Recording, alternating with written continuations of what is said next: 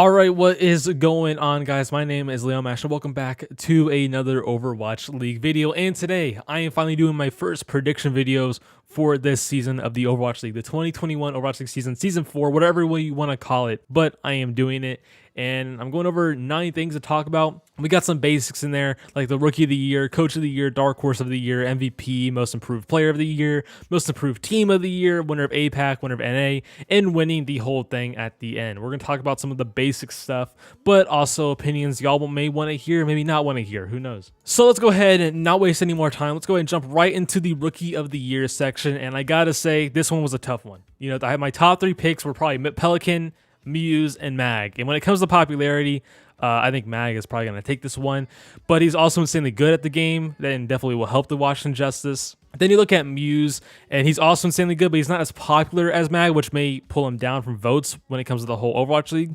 And then when you also look at Pelican, you know, I think Pelican's going to be a fantastic flex DPS player coming in for the team this upcoming season. He's going to probably change the team a little bit, what we've heard of rumors so far. But I got to say, before we go way more into this video, all the rumors right now of Overwatch League teams will not affect this video. You know, there's rumors right now that Houston's insane. There's rumors right now that Dallas is not as good or underwhelming. That is not going to impact this whole predictions things at all. It's going to be my opinion, taking the rumors out of the conversation and just what I think all around. But let's go ahead and jump right back into the Rookie of the Year section. I do got to say, unfortunately, I do not see Pelican taking the trophy unless Atlanta has a breakout of a year and Pelican's just a star throughout the entire season of his flex DPS play. And then we look at Muse. If Muse takes the Gladiators to winning the Overwatch League, I can easily see Muse taking this. But I do think there is some hype coming with Muse coming into the season with some popularity. Like me, I kind of hype him up a lot. And then we look at Rookie of the Year. I do think Mag will take it. Mag is very popular, a main tank player. We've been hyping up this guy for many years now, that he's going to be one of the best main tanks, and we've already seen that he's a really good main tank when it came to the open scrim versus the Soul Dynasty, which we have seen live footage, and he was very, very good at that, especially on his Winston play, and I think we'll see more of that when it comes to the season. So I think all around, if I was going to choose my Rookie of the Year, I think it's going to be Mag, but I would not be surprised if it was Muse at the end of the day or even Pelican. I think when it comes to it all, my predictions, I do think it will be Mag taking the Rookie of the Year trophy, but anything could easily change. Maybe Mag will not be that good. Maybe Muse will be better. Maybe Pelican will really have a fantastic year and carry Atlanta to the top of the top. Now let's look at Coach of the Year, and this one was an easy pick for me. It's also very hard to predict Coach of the Year because you really have to open your third eye. You have to really think of the future on this one. But I went ahead and chose the safe answer, and it's of course going to be Krusty. He's a back-to-back champion. What are you going to say about him? You know, he's made players insanely good. He's made his coaches around him really good that have gone on to being a head coach now, like the Guangzhou Charge of Arachne, 9K to Philadelphia Fusion. You have Junkbug with the Houston Outlaws. This guy has done great things with his team all around, helping players become these top players who weren't insane in the past. Then you have him helping these coaches to be insane, like Kasoras and Agape. I think Agape may turn around and be one of the better coaches in the league.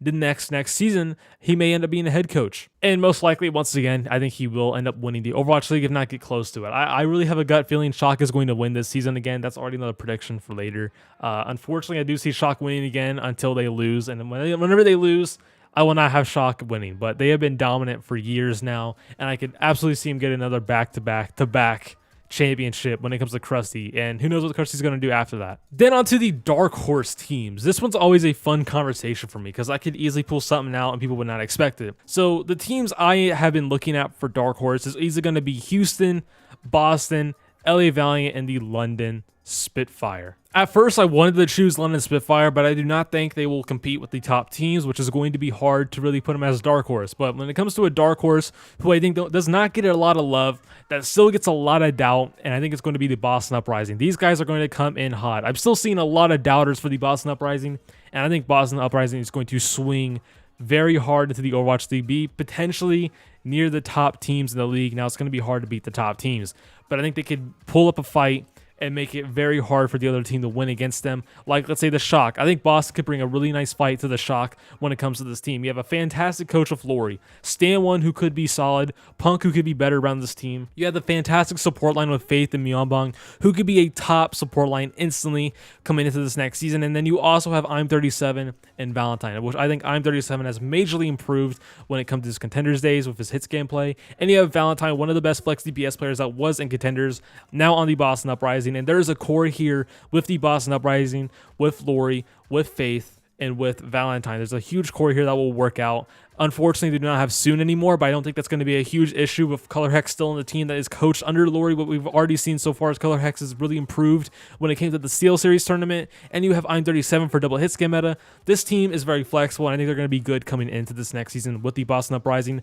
Heavy dark horse that does not get a lot of love for what they have built this offseason. I think they're going to do fantastic. And when it came to the MVP section, I think this one was a very easy pick for me, and I hope it becomes true, and it is going to be Decay. This guy's been dominant for many seasons now on the LA Gladiators, for the Dallas Fuel, and also the Washington Justice, and he's staying on the Washington Justice. And I do gotta say, it's very easy for DPS players to take that MVP trophy because of how good they've shown out throughout the entire season of his DPS play, how big of an impactful player he is in game, and we've seen that on the Dallas Fuel. They got records because of Decay. We almost saw Decay take the Washington Justice to grand finals because of his Zarya play. This guy is going to be MVP next season for the Justice, working beside Mag, Fury, Assassin, Bebe, Closer. This guy is going to pull a lot on the Washington Justice with his team around him, and I'm very excited to see what Decay can do this upcoming season. And I do think this will be a season where Decay plays to start to end. I do not think there's going to be any issues. I think this is going to be a perfect team for Decay to show how good he is with his DPS play, maybe some of his Zarya play once again if we ever run into that meta. So I'm very, very excited to see Decay does, and I think he is going to take that MVP trophy at the end of the Overwatch League season. I really do think so. All right, let's talk about the most improved player. And there's a lot of players you can talk about here when it comes to most improved. There's Urster, there's Linkster, there's players on Vancouver Titans, maybe like Fire, who didn't have a good showing at the start of Atlanta Reign, and he came into the Vancouver Titans and he looks top tier.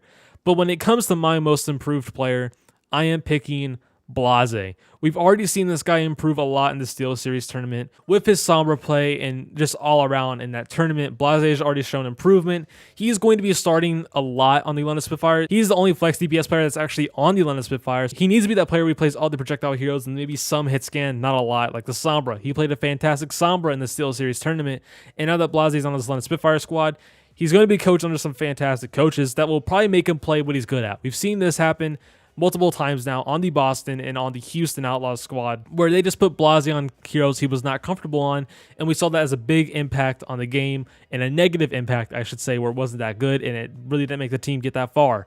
Now he's on the Atlanta Spitfire. The coaches noticed the previous mistakes on past teams, and now they'll help Blase go into these fantastic heroes that he's good at, like the Sombra, the Doomfist, the Pharah, the Junkrat, and maybe some Genji. They help out his Genji a little bit. So I do think he will be the most improved player, but I would not be surprised if we went to a player like Urster. Now on to the most improved team, and I wrote down Dallas Fuel. There's a lot of teams you could write down, and I'm also very hopeful that Dallas Fuel gets this most improved spot. You know, there's rumors right now where they're very, very underwhelming, but those are scrim bucks. But my gut's still telling me that Dallas Fuel can make a fantastic comeback, and they would improved a lot this upcoming season with this new team they built around Element Mystic, Rush, and with Fearless and all these other players that they built around. So I'm very hopeful that Dallas Fuel has improved this upcoming season with the team they have, and they will be a top team. Maybe in the top 5 area, hopefully top 3, but let's say top 5 for now because the rumors are crazy.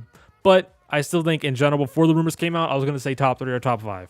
Now on to the winners of Eastern and Western region. Also, Eastern is APAC region and Western is NA region, in case anyone did not know. So I'm going to go ahead and say the obvious. Eastern region, Shanghai Dragons. Western region, San Francisco Shock. I would not be surprised if the winner of Western region was going to be LA Gladiators. That's also going to be a fantastic team coming into the next season, but I'm going to say the safe answers with Shanghai Dragons and Shock. Shanghai Dragons not really changed that much. All they have is Fate, who's going to be different now, replacing Fearless, who's already looked fantastic in the most recent tournament we have seen with Shanghai Dragons with Fate. They look good. They still look like a top team. They still look the same, if you want to say, with Moon on that team as well. Then you have the San Francisco Shock, still look good. I think they're going to be fantastic with players like Glister and FD God in there. So I'm going to expect they're going to win their regions. Then when it comes to winning the Overwatch League, is there any shocker here? No, I already told you on the beginning. It is San Francisco Shock. I kind of said it already at the Western region. They're still a top team. You still have Krusty. You still have their additions with Glister and FD God and Narrow. These guys are going to be fantastic coming in the next season. If another team wins, I want that to be the case. I want this prediction to be wrong. I don't want to see Shock win again. But at the same time, I think Shock's going to win again. The only team I could see really taking this spot is like the Washington Justice or the Shanghai Dragons. If the Dallas feels good enough, Dallas feel, but I don't see that being the case. I hope another team wins. But Shock is so crazy good, and I do not see Shock taking the L until Krusty's gone. That's all I gotta say. So let's go ahead and do a recap. My rookie of the year is going to be Mag. The coach of the year is going to be Krusty. Dark horse of the year is going to be Boston Uprising. The MVP is going to be Decay. Most improved player of the year, Blase. Most improved team of the year, hopefully the Dallas Fuel. Winner of Eastern region, Shanghai Dragons. Winner of the Western region, San Francisco Shock. And winning the Overwatch League, the San Francisco Shock. So anyways, that's going to be it for the predictions of the Overwatch League 2021 season 4, whatever you want to call it. If you guys want to stay more in tune with Overwatch League news and Overwatch League stuff in general, don't forget to subscribe down below. Also, don't forget to join my Discord down below as well. And don't forget to follow my Twitter and my Twitch. And don't forget to hit that bell. And don't forget to leave a like, comment, and subscribe down below. And I'll see you guys on the next one.